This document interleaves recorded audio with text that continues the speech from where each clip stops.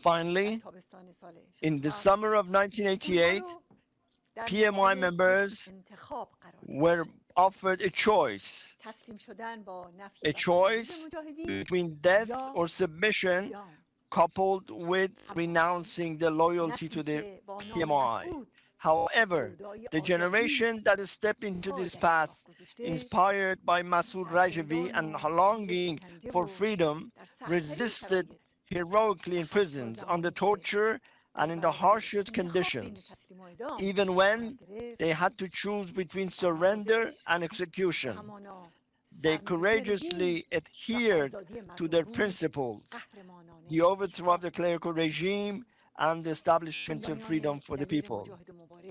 The courageous PMI prisoners and other brave activists proved that their resistance, even with hands tied and in dark and damp cells, was part of the campaign to overthrow the regime.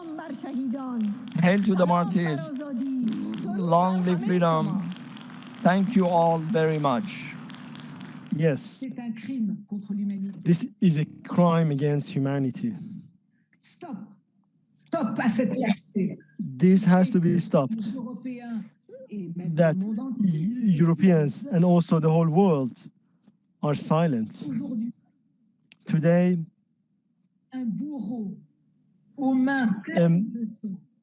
murderer is in charge of Iran.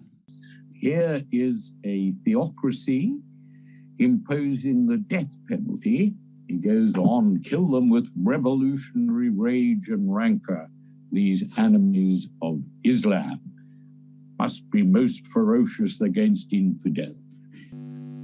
We have thus to call for an independent inquiry, preferably under the United Nations auspices, into the massacre of 1988, with due regard for the role and most pertinent, the accountability of Abraham Raisi. I want to stop here to make a point about how we understand how governments get away with the kind of brutality that happened in 1988. Often we think that governments control us primarily through the use of what you could call the repressive state apparatus, army, police, formal laws, prison system, and so on. Of course, that is very powerful, and the tragedy of 1988 tells us that. I'm standing in front of one of the prisons where I was for years in prison. I remember the PMI, like Shahryar, Mehran, and other members of the PMI is in front of Behesht Reza in Mashhad.